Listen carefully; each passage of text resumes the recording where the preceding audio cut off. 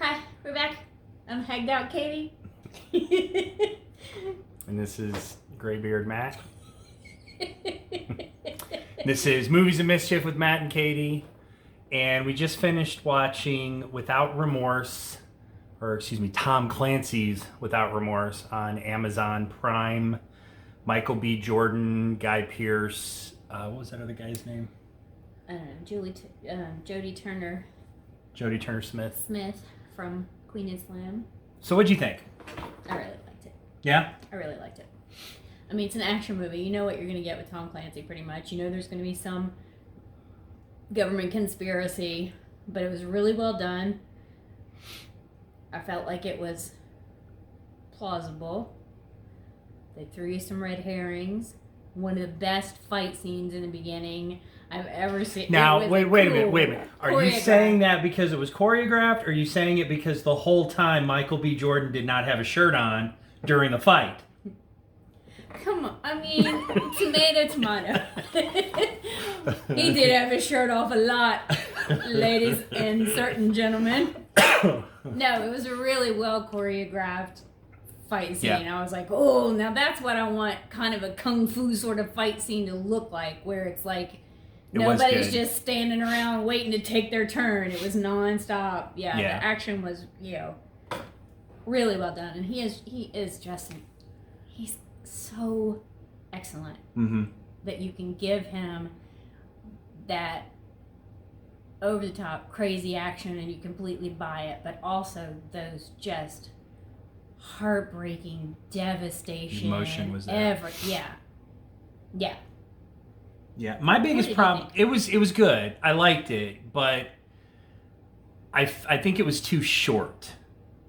I think that if they had taken a little more time to give us some story development, because even when the surprises or the red herrings were flipped on us, I didn't have as big a reaction as I wanted to. If you watch some of the other Tom Clancy films, like Hunt for Red October or the ones that Harrison Ford did, they stretched out the character development and the story development enough to where you were a little more invested. This one, I wasn't as invested in it. Yeah. I think it probably would have helped because they start out in this kind of war zone, kind of they're doing their thing, Navy SEAL thing.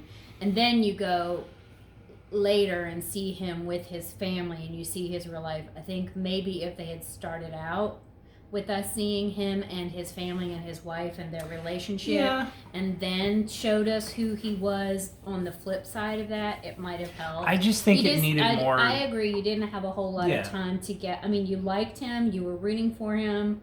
You liked the people, that he was close to.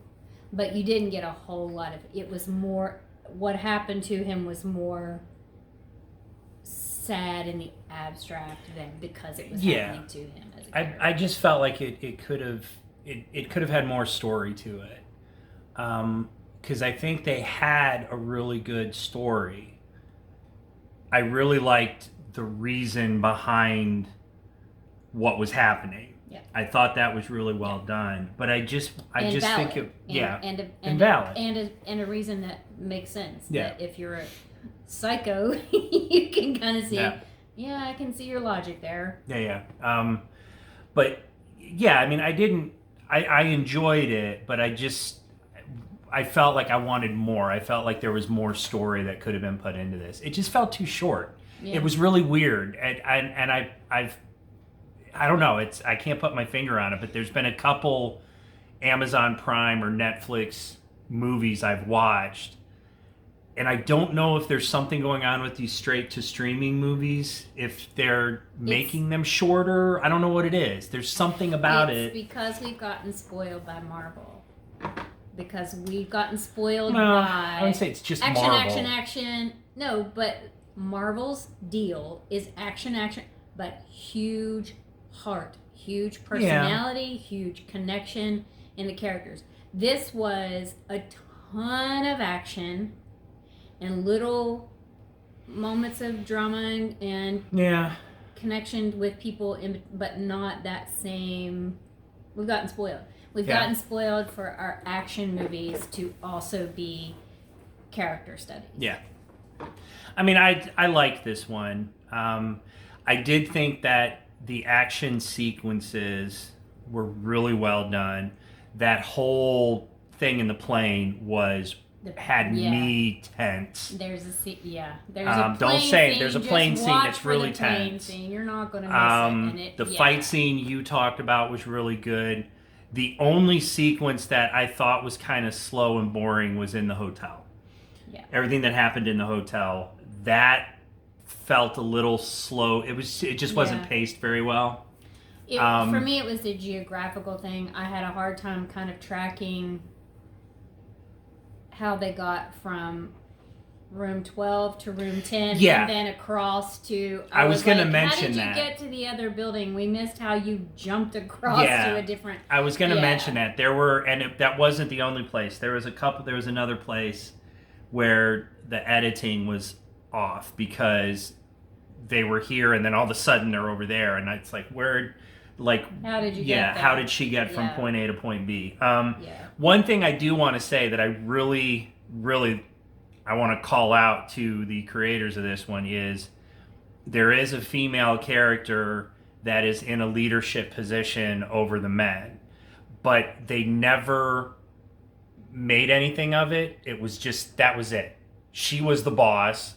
There was nothing made big about it, which I liked. Because it's just like, this is their normal. These guys know, okay, she's the boss. Lieutenant Commander. She's in charge. Sometimes in these movies, there always comes that moment where she has to talk about what she struggled to get there, or they have a moment where she has to put one of the lower... One of them back in their place. Right, but that was... I really appreciated that. Finally, it's like, okay, a woman can be in this position, and we don't have... And was a badass. Yeah, she was a badass. There was a moment where you think, somebody's on their way to save her, and I was like, oh man, but it was okay. Yeah. Now she's no Charlize Theron level of badass, but she was a badass. I don't know. Atomic Blonde was a stupid movie, but hey, I didn't see it, so I'll give you. Yes, that. you did. We sat and watched it together. Oh. You even said. Oh yeah. Where she was like all the 50,000 different accents. Yeah. All right, I'll give you that. She was a badass. But it was a different. Yeah, it was a different movie, and that was her movie. But yeah. Yeah. So yeah, Tom Clancy's Without Remorse. I think it was. I enjoyed it. It's probably watching the movies. Not like a watch again like Red October. No. Where I feel like people go back and watch Red October over. Yeah. It does not touch the earlier Tom Clancy films. But this one is still, I think, especially if you have a Prime account, it's worth watching. You get to see Michael B. Jordan without his shirt a lot. The acting was great. The action sequences, the fight scenes, it was really good. I just had a problem with, I think it could have used some more story development. And there were some editing quirks here and there that didn't make a lot of sense. But other than that, I think it's great. It doesn't touch any of the early Tom Clancy films like Red October or Patriot Games or any of those, but it's still a solid outing. So I would say you guys go ahead and watch it. It's worth a view. Yeah. And with that, we're going to say good night. Good night. So please subscribe, click the like button, comment. Let us know if you watched it, if you agree. Yeah. If there's anything out there that's streaming that you want to see, get our opinion on, let us know. Especially if it's something on Shudder, wink wink. I'm the big horror guy, so I'm always up for those weird... We're taking requests. So, all right, guys, that's it. We're going to let you go. Everybody have a nice week. Bye now. Bye.